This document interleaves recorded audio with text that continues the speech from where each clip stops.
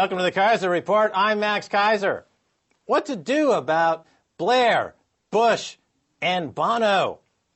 The killer bees, financial extremists. Let's start with Tony Blair, shall we? Okay, let's talk about Tony Blair for a second. Jack Straw, his advisor, advised him against the Iraq invasion. There was no justification for the Iraq invasion. Then you had the dodgy dossier mess over there in the UK approved that the invasion was planned months in advance, regardless of any UN resolution. Blair's own legal team advised him that the invasion was illegal.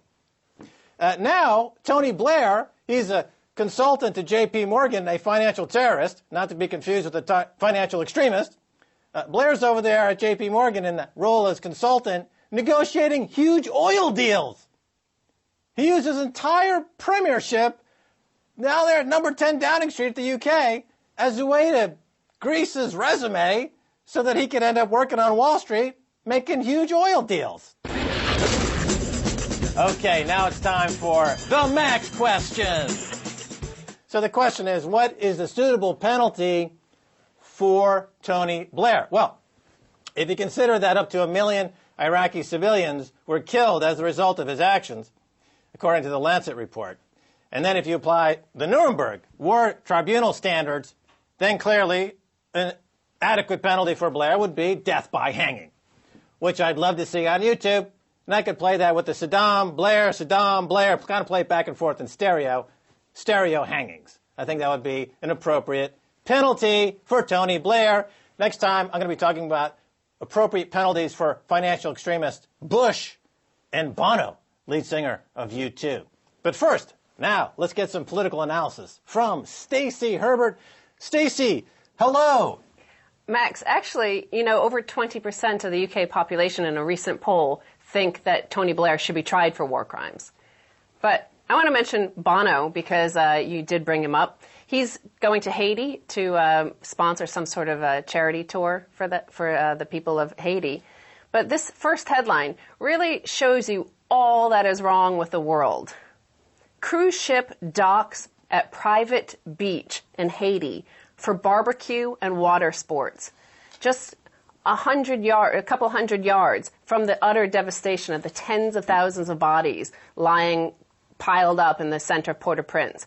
Royal Caribbean parked there one of these cruise ships, and the people went to the beach and were swimming on the beach, surrounded by armed security and 12-foot fences to keep them from the population of Haiti. Well, it's a perfect metaphor for the global economy, isn't it? The financial terrorists on Wall Street in the City of London have engineered a massive wealth transference from the millions and hundreds of millions and billions to their Christmas bonus season. Included in that is all the money that was taken out of Haiti over the years. Of course, we know the story there. And when this earthquake hit, of course, so much of the ecological infrastructure had been wasted away, and the tragedy was compounded in a way that is just incalculable. And now you've got these elites. I presume some of the Goldman Sachs bankers were probably on the cruise ship, roasting some weenies and watching the devastation that they themselves were in part responsible for. Well, I think it also shows that we're in revolutionary times, that it's this notion of let them eat cake it has infected everybody, not just the elites, not just Goldman Sachs,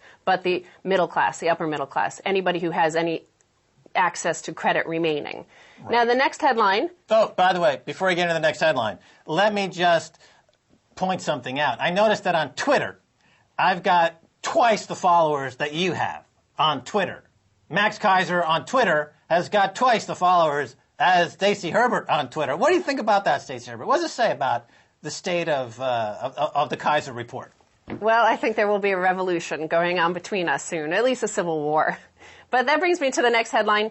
Barack Obama unveils a $90 billion Wall Street crisis levy.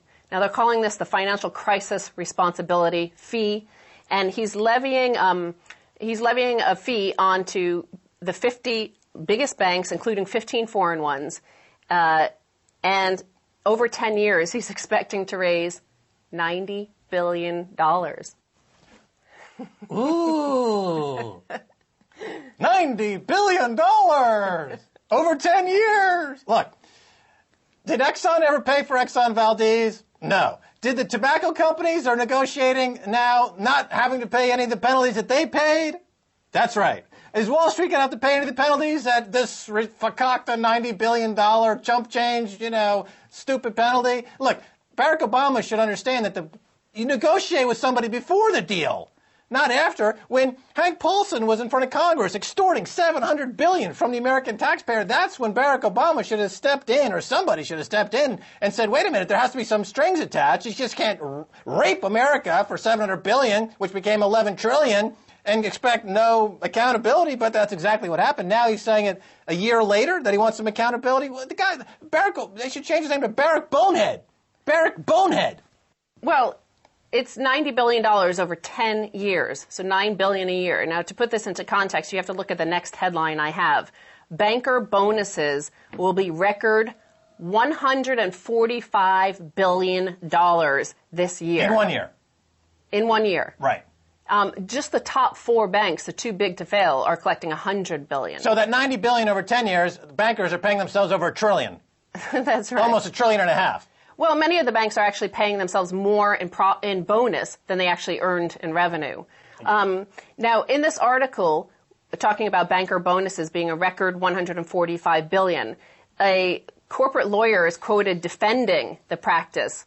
And he says, quote, "You can't just say there is a lot of populist anger out there, so we are not going to compensate our executives who worked hard to recover shareholder value."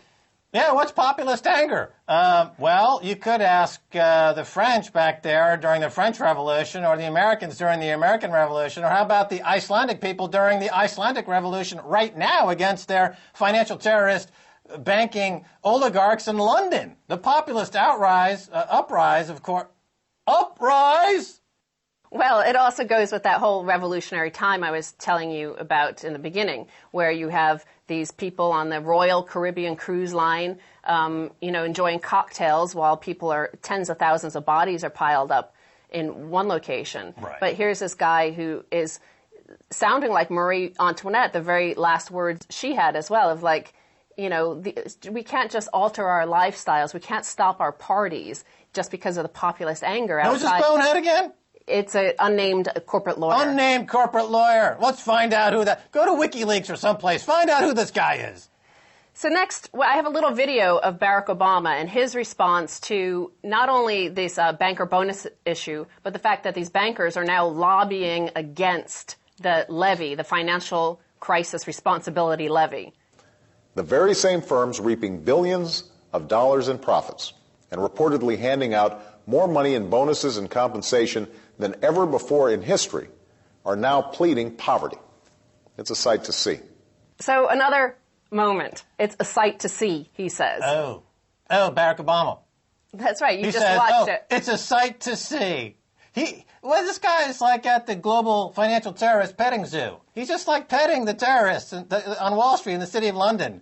And saying, aren't you cute and furry and cuddly? What is up with this guy? He's got to be the most ineffective president America's ever had. He's an empty suit. Well, Max, no president, it doesn't matter if it was John McCain and his tough guy image, no president is going to be allowed to alter the fact that their paymaster is the bankers. They can't go around it. Nobody can. So this is all he can say. This is all he is allowed to say. It wouldn't matter if it was John McCain or Sarah Palin or Joe Biden. Right. They're going to have to say it's a sight to see, and we're not going to be able to do anything else about it. Now, let's go to the next little video I have, and this is Timothy Geithner, the Treasury Secretary of the United States of America, and he was on CNBC being questioned about this practice.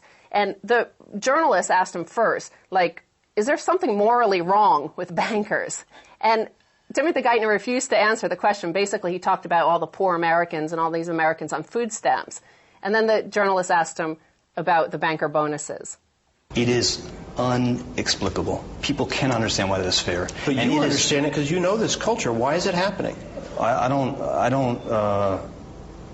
understand it really. I really don't understand it. Unexplicable. Is that a word? I'm not sure, actually. Maybe you should look it up online. I don't think so. I thought this guy went to an Ivy League school. I thought he was part of the establishment. I thought he's from the same town I grew up in, Larchmont, New York. You would think he knew what a word unexplicable doesn't exist. This guy is a shame to people in Larchmont, New York, and around the world. I'm ashamed as an American to be associated with this nincompoop, Tim Geithner, who's obviously part of the financial terrorist network. Well, I want to talk about the fact that the mysteries of the market are unexplainable. The mysteries of bankers are inexplicable. Nobody can understand them. But we can understand the terrorists, the poor people in Haiti, all the need to control all Americans, that they're not safe, they can't take care of themselves. Those are all explicable. They understand what everybody else needs, but they can't understand bankers. They're a mysterious, separate force outside of society. Right. Well, this is the whole Lloyd Blankfein defense, that they're doing God's work, which is why I say you have to equate these guys with any terrorist who claim they're doing God's work, and they refuse to give any details. They just say, oh, we're blowing ourselves up because we're doing God's work. And Blankfein and Geithner and Paulson say, well, we're blowing up the economy, we're doing God's work. No, the bottom line is they're greedy, and they're just stealing money. And there's nobody in government who, including Obama, who's put any enforcing the laws to stop wholesale thievery and theft, and that's tyranny. And tyranny, by definition, in the Constitution of the U.S., deserves the extreme measures, as articulated in that document. Well, and it also would suggest, I mean, this man ran the New York Fed. He was the president of the New York Fed for years. He was supposed to be overseeing these people, and now he's supposed to be overseeing the entire banking system in America as the head of the Treasury. And yet he doesn't, these people are mysterious to him. Imagine going to your oncologist and talking to them about cancer, and they say, well, actually, it's a mystery to me. I have no idea what cancer is about or how to control it. It's arbitrage. You see, they're arbitraging their insider manipulation and their insider trading with the overall stupidity that is manufactured by Fox News and these media outlets and CNBC and Jim Cramer. And between the two, they steal billions of dollars. It's an intelligence arbitrage. It's classic intelligence arbitrage. The people are fed absolute nonsense, and Geithner and his insiders work on a separate network of intelligence, and they use it to inside trade and manipulate grossly. Well, I have two final headlines to get through, and that is Move Your Money. This is a campaign started by Arianna Huffington, and because Tim Geithner and because President Obama and because Senator McCain and all these people cannot do anything for the American people, they refuse to stand up to the bankers. The people of America are trying to respond in their own way, and this is one of the campaigns to move your money out of the big four, too big to fail banks and into local community banks.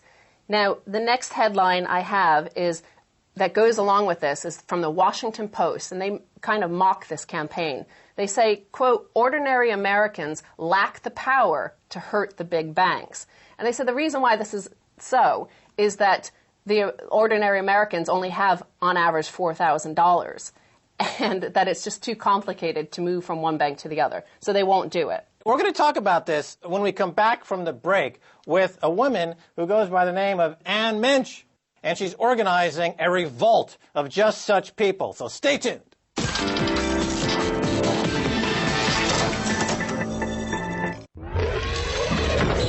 Every month, we give you the future. We help you understand how we'll get there and what tomorrow will bring. The best in science and technology from across Russia and around the world. Join us for Technology Update on RT.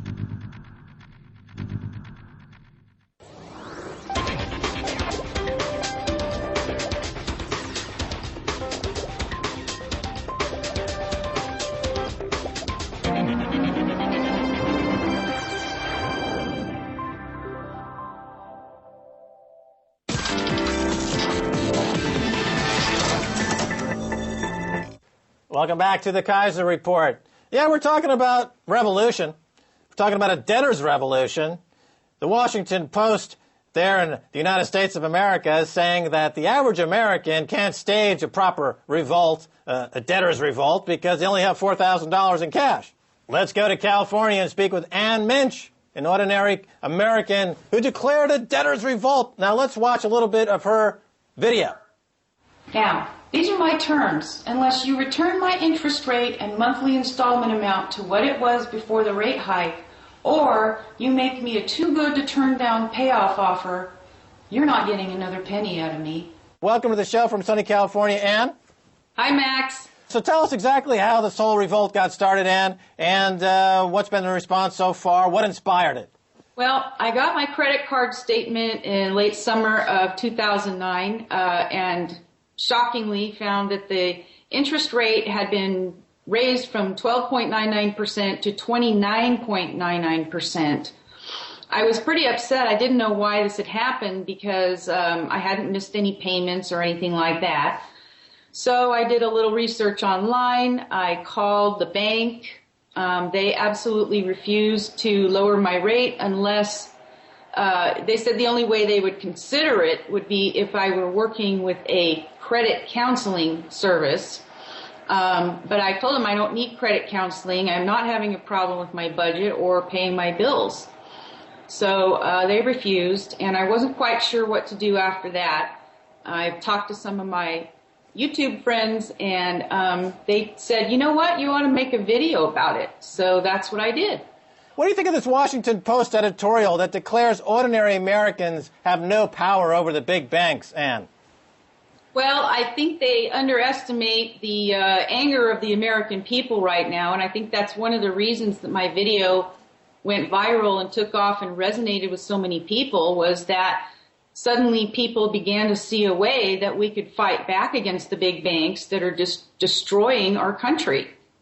Okay, now the Huffington Post in the U.S. has started a campaign, I would think inspired in large part by your work. The campaign is called Move Your Money. It's about moving money out of the big banks, the four big banks in particular, to smaller community banks, thus decapitalizing these banks, thus giving them less of an opportunity to manufacture these weapons of mass financial destruction, as Warren Buffett calls them. What do you think of this Move Your Money campaign?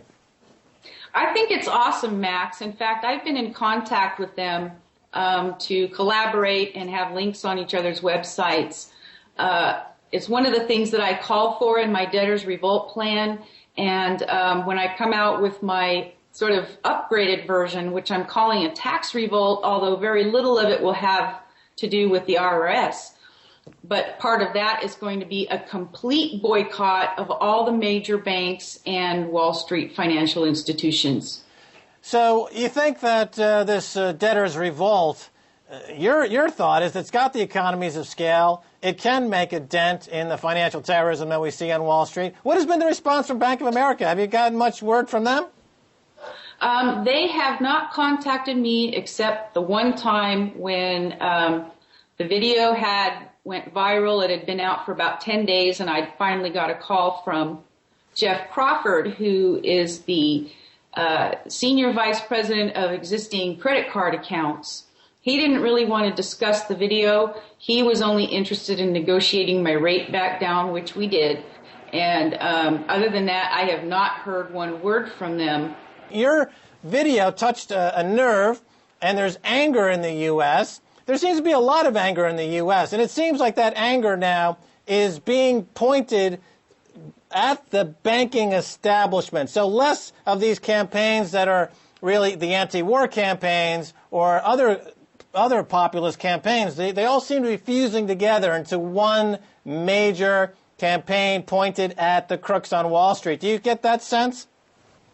I absolutely do, Max. In fact, I'm one of the people that's angry. And when I put my video out, I had an overwhelming response. I've had thousands and thousands of people write me, not just from all over America, but from other countries in the world as well. So, because our governments are kind of all doing the same thing, usurping the wealth out of the civilian population. And we've had enough, and we're not going to take it. Okay, now, of course, the banking institutions that use your deposits as the collateral to spin derivatives that are used to confiscate wealth and increase the wealth and income gap in America and to increase the warmongering that America imposes on countries around the world. That, of course, that is tied to the U.S. dollar. So have you considered the possibility that the next step after the attack on Bank of America and the Move Your Money campaign would be to get America and the rest of the world to move out of the U.S. dollar, because the U.S. dollar funds much of America's bloody foreign policies and occupations? Yeah, well, that's just the thing, Max, is, we the people, our movement, we've got to learn how to fight as dirty as the banks do. You have to fight fire with fire. So I think that, we're going to figure that out as we go, and they're going to be quite surprised, I think, once this ball really gets rolling. Now, what do you say to people that, the bankers, who might argue that, well, if you put us out of business, which is the goal, and it's a good goal because, of course, if you're fighting terrorists, you want to shut them down. What do you say when their response is, well, we're going to have to cut jobs? Well, we've been through hard times before, and we'll get through that. What we the people need to do is finish the job that the free market was trying to do over a year ago, which, if the government hadn't have stuck their nose in it and spent all our money, those banks that ripped everybody off would have collapsed. And yes, it would have been inconvenient. Yes, it would have been a panic for a while. But we would have gotten through it. The banks that had been responsible would have been able to start picking up the slack, and we would have rebuilt a new system.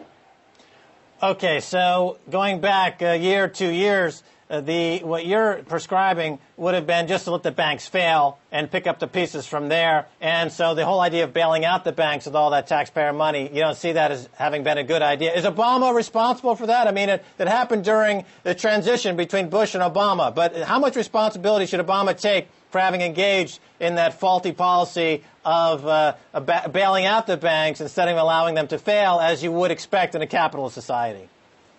I think they're both guilty, and I think they're both implicit in this co-conspiracy.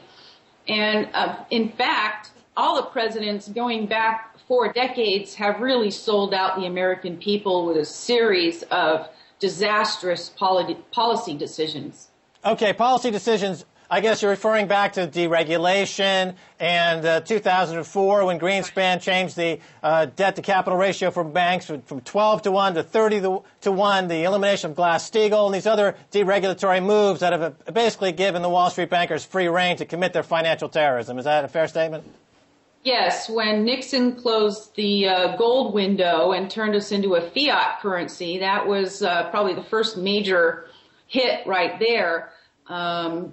Of course, Carter's policies were disastrous and created all kinds of inflation. NAFTA under Bill Clinton has been an absolute unmitigated disaster for the working class in this country. And so all of these presidents all have a part in where we're at right now. Right. NAFTA, of course, has really been shockingly disadvantageous for the American workforce and the American economy, as you've got like meat packers up in the Midwest bringing in Mexicans under the radar to work for nothing, while at the same time you've got mercenaries working the border, killing Mexicans for another bonus payout. So they're working both sides, these mercenaries all working. And, of course, those mercenaries have to get paid. And since they are too chicken to impose the draft, they're asking people like you, Ann, to subsidize their financial and terrorism and their wars.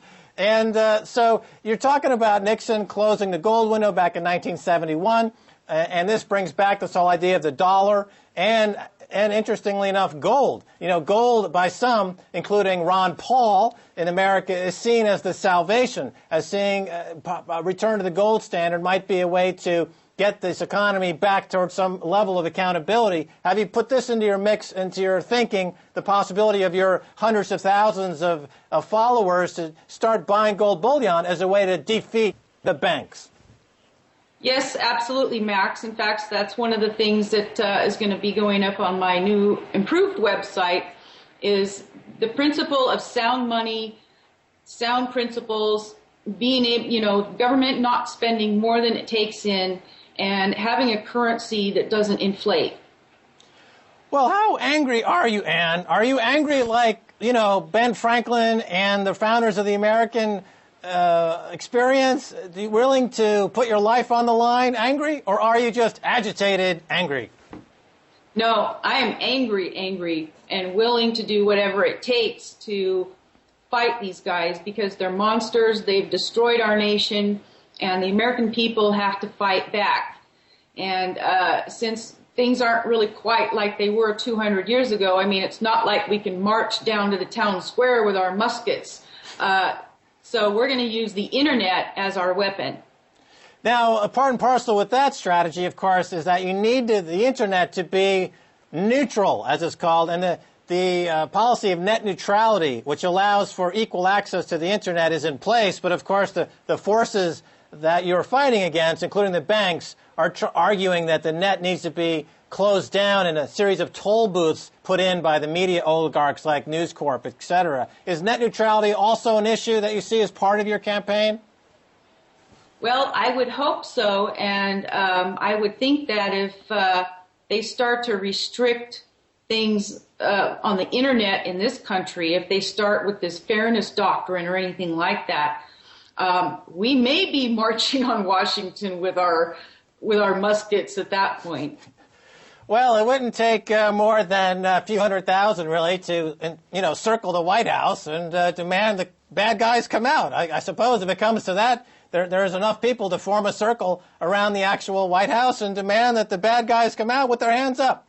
All right, Ann, thanks for being on the Keiser Report. We'll be tracking your revolution in real time here on the Keiser Report, and that's going to do it for this week's episode. I want to thank my guests, Ann Minchin and Stacy Herbert. If you want to send me an email, send it to keiserreport@rttv.ru. If you want me to continue to have more followers on Twitter than Stacy Herbert, then please follow me on Twitter. Until next time, this is Max Keiser saying bye, y'all.